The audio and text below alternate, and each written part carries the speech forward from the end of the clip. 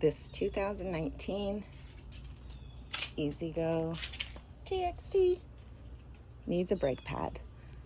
10 LOL. 10 LOL. This is what comes in it. Get these all the time off Amazon.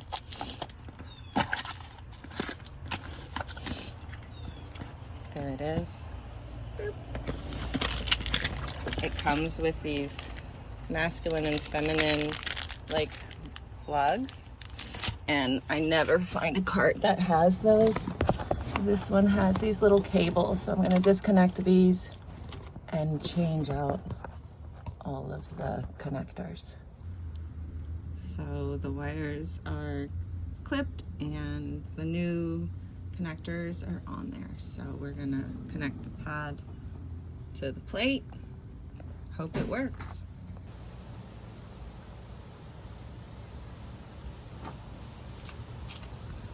Winner! That's literally 5-minute fix.